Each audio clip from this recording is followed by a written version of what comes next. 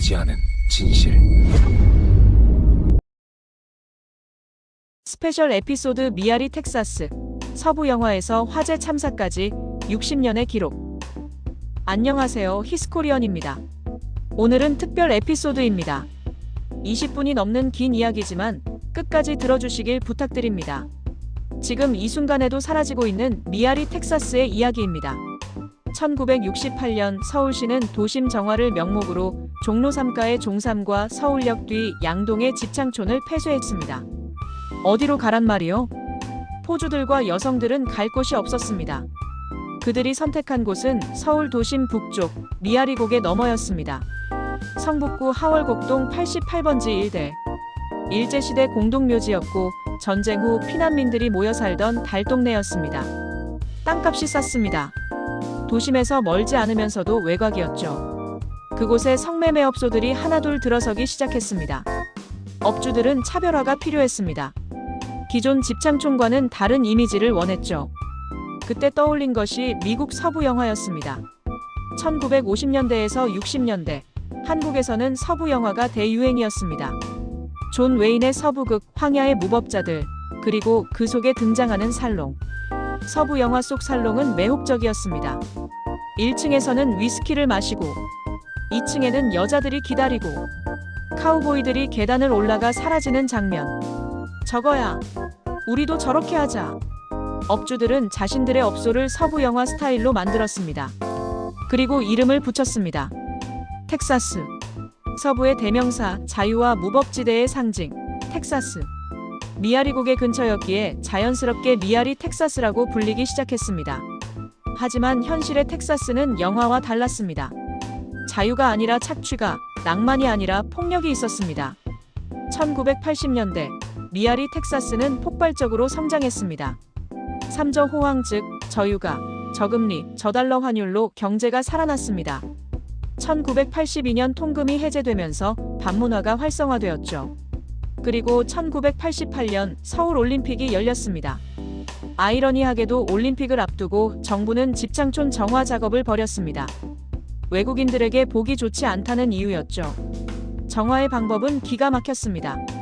여성들을 거리에서 안 보이게 하는 것. 유리방 시스템이 도입되었습니다. 여성들을 유리창 너머에 전시. 손님들은 유리를 보고 선택된 여성과 2층으로 사람을 상품처럼 진열한 겁니다. 하지만 정부는 이것을 정화라고 불렀습니다. 거리가 깨끗해 보이니까요. 올림픽 특수가 시작되었습니다. 깨도 10,000원짜리를 물고 다닌다는 말이 나올 정도였습니다. 돈이 넘쳐났습니다. 1990년대 전성기 미아리 텍사스의 규모는 업소 300개에서 360개, 종사 여성 약 3,000명, 월 평균 매출 업소당 수천만 원. 작은 업소 하나의 월세가 1,000만 원이었습니다. 1990년대 기준으로 엄청난 금액이었죠.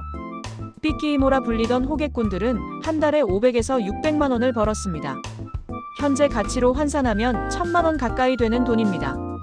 밤새 영업을 하고 아침이 되면 남자들이 택시를 잡아타고 귀가했습니다.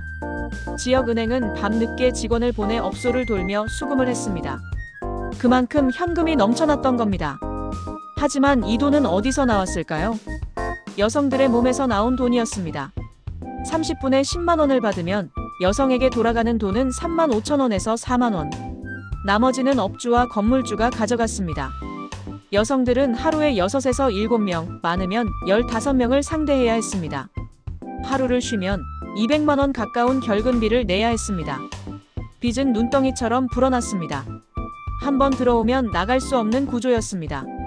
2000년 1월 6일 종암경찰서에 새로운 서장이 부임했습니다. 김강자 총경.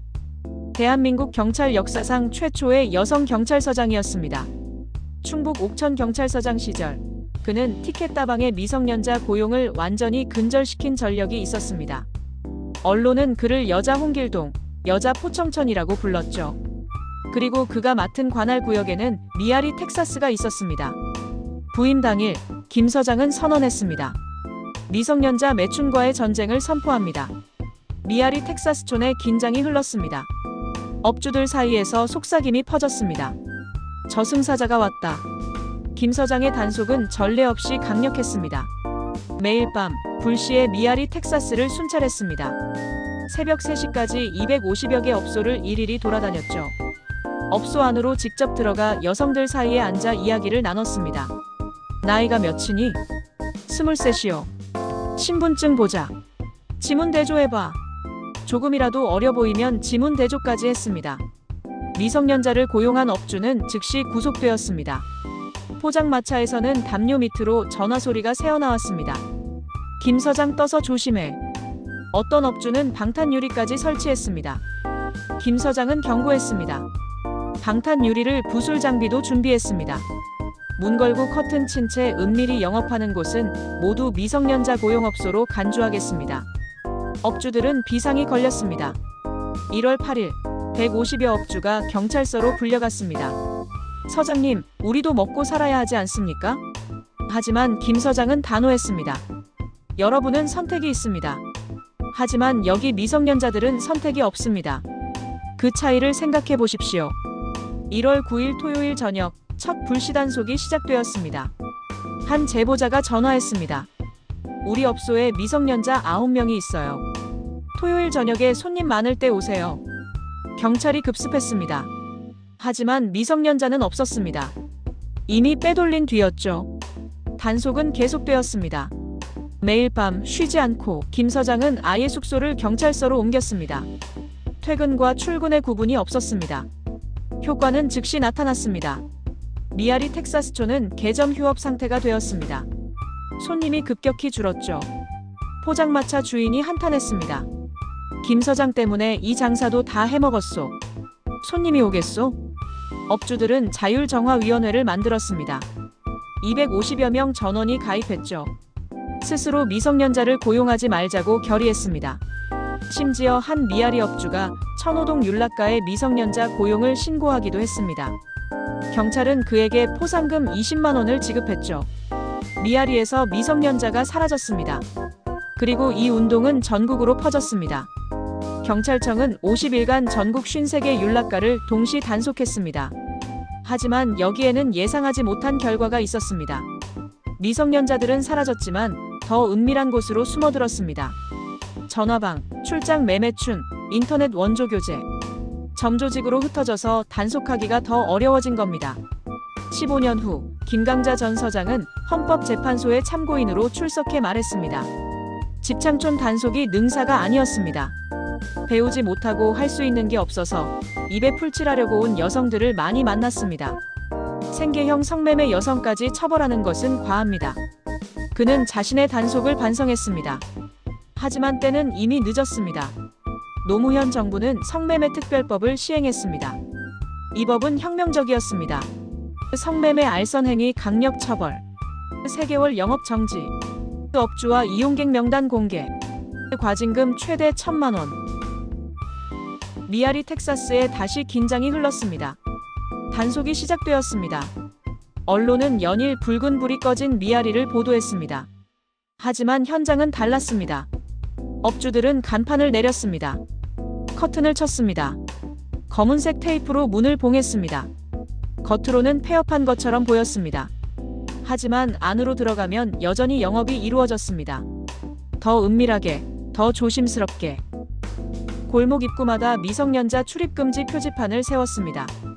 법을 지키는 척하면서 안에서는 법을 어겼습니다. 손님이 줄었습니다. 하지만 완전히 사라지지는 않았습니다. 여성들의 상황은 더 악화되었습니다. 장사가 안 되니 빚이 더 늘어났습니다. 업주들은 여성들을 더 가혹하게 대했죠. 네가 빚을 언제 갚을 건데? 더 열심히 일해. 2005년 3월 26일 밤 9시 30분 화초정이라는 업소에 경찰 단속이 들어왔습니다. 업주 고씨 50세 여성과 종업원 9명이 경찰서로 연행되었습니다. 경찰은 여성들에게 상담센터 입소를 권유했습니다. 여기서 나가세요. 도와드릴게요. 하지만 9명 모두 거절했습니다. 나가면 빚을 어떻게 갚아요? 갈 곳도 없는데요. 새벽 1시 경찰은 그들을 돌려보냈습니다. 그들은 다시 화초정으로 돌아갔습니다. 3월 27일 정오 여성들은 밤새 일하고 낮에 잠들어 있었습니다. 12시 36분 화초정에서 불이 났습니다. 여성들이 깨어났습니다. 하지만 문이 열리지 않았습니다. 문은 밖에서만 열 수 있는 자물쇠로 잠겨 있었습니다. 1, 2평 남짓한 방들은 합판으로 나뉘어 있었습니다. 불은 순식간에 번졌습니다. 창문은 합판으로 막혀 있었습니다. 쇠창살이 달린 미닫이 문. 탈출구가 없었습니다. 살려주세요. 한 여성이 휴대전화로 경찰에 신고했습니다. 불이 났어요. 도와주세요. 문이 안 열려요. 경찰은 응답하지 않았습니다. 다시 전화했습니다. 경찰은 두 번째도 묵살했습니다. 20분 후 소방관들이 도착해 불을 껐습니다. 하지만 이미 늦었습니다. 4명이 사망했습니다. 2명이 부상을 입었습니다. 그중 1명은 중태였습니다. 사망자들은 모두 20, 30대 여성이었습니다. 부상자 중 1명은 3급 정신지체 장애인 송모 씨였습니다. 나중에 밝혀진 사실이 더 충격적이었습니다. 송 씨는 화재 전날 밤 경찰에 신고했었습니다. 저 성매매 당하고 있어요. 도와주세요. 송 씨는 경찰서까지 찾아갔습니다. 경찰은 어떻게 했을까요? 장애인인 그를 가족이나 보호시설에 보내기는커녕 업소로 되돌려 보냈습니다. 그리고 다음 날 송 씨는 화재 참사를 겪어야 했습니다. 업주 고 씨는 송 씨가 장애인인 줄 알면서도 매일 대 6명을 상대로 성매매를 강요했습니다. 재판에서 업주는 징역 2년형과 10억 원의 손해배상을 선고받았습니다. 하지만 유족들이 국가와 지자체를 상대로 한 손해배상 청구는 기각되었습니다. 경찰이 2번이나 신고를 묵살했는데도 여성 4명의 죽음에 대한 책임을 아무도 지지 않았습니다. 화재 참사 이후 여성단체들이 목소리를 높였습니다. 감금 구조를 없애라. 안전 점검을 하라.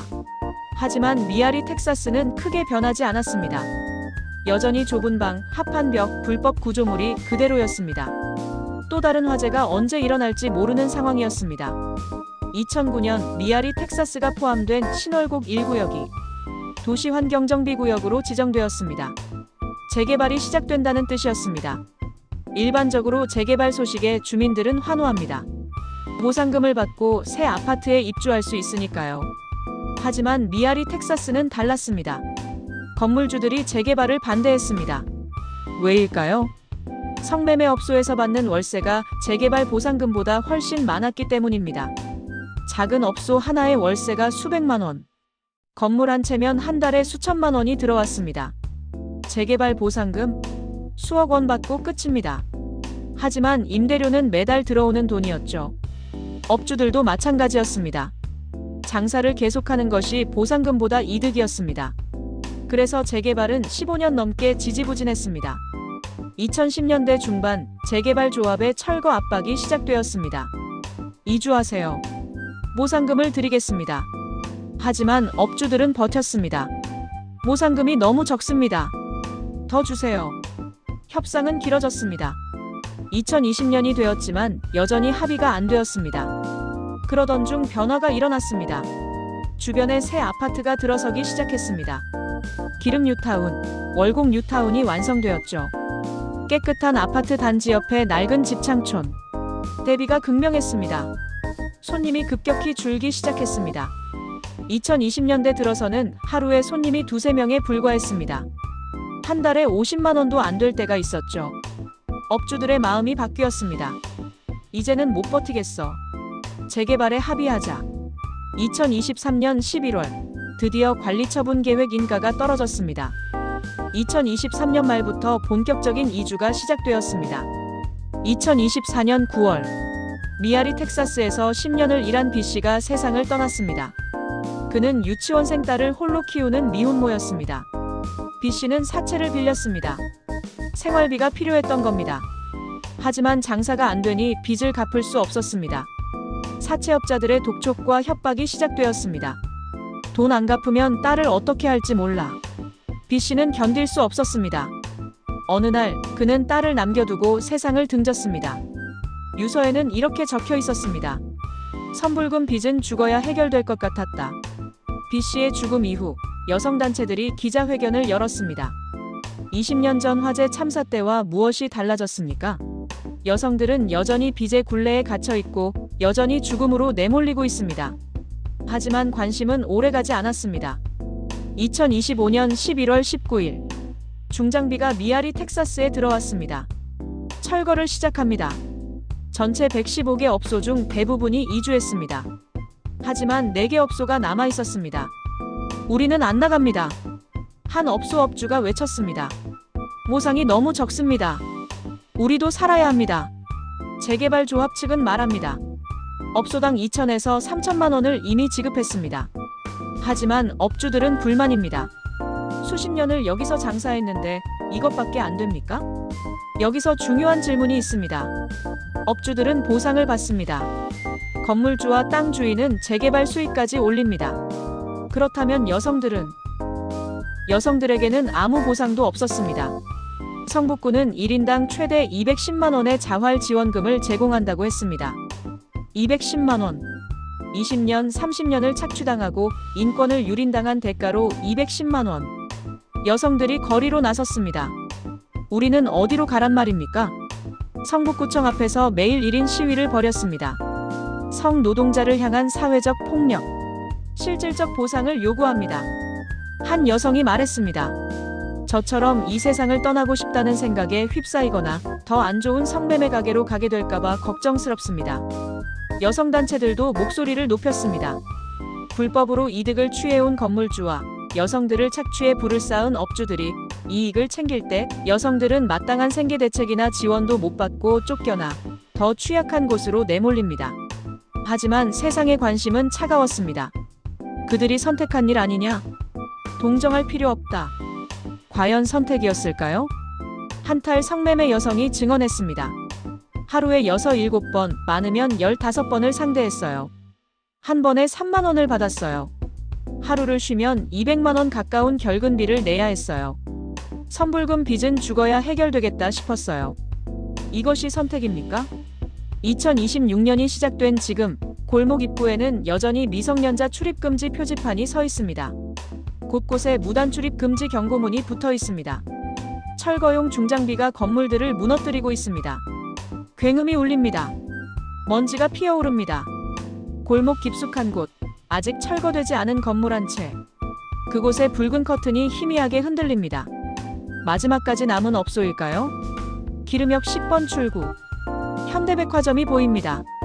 깨끗한 거리, 유모차를 끄는 젊은 부부들. 불과 300m 떨어진 곳에서 미아리 텍사스가 사라지고 있다는 것을 그들은 알까요? 2026년 4월이면 철거가 완료됩니다.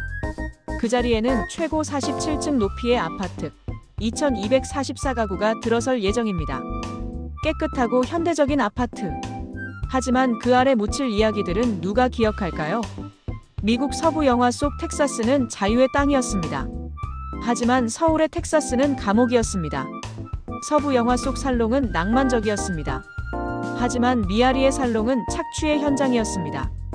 업주들은 서부의 꿈을 꿨지만 여성들은 악몽을 살았습니다. 60년의 시간. 1968년부터 2026년까지. 이곳을 거쳐간 여성은 몇 명일까요? 수만 명? 수십만 명? 그들의 이름은 무엇이었을까요? 그들은 어디로 갔을까요? 2005년 화재로 죽은 4명의 여성.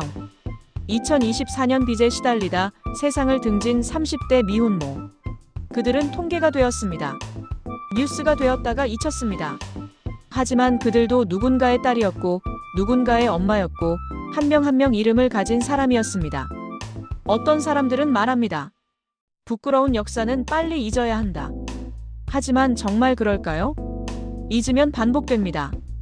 우리가 기억해야 하는 것은 그 가난이 어떻게 사람을 막다른 골목으로 몰아넣는지, 그 구조적 폭력이 어떻게 작동하는지, 그 돈벌이를 위해 인권을 무시하는 시스템이 어떻게 지속되는지, 그리고 우리 사회가 이것을 얼마나 오래 방치했는지. 2026년 4월 이후 몇 달 후면 미아리 텍사스는 완전히 사라질 것입니다. 텍사스라는 간판도, 붉은 커튼도, 좁은 골목도 모두 사라질 것입니다. 하지만 이 땅에 스며든 이야기들은 사라지지 않습니다. 47층 아파트에 사는 사람들은 알게 될까요?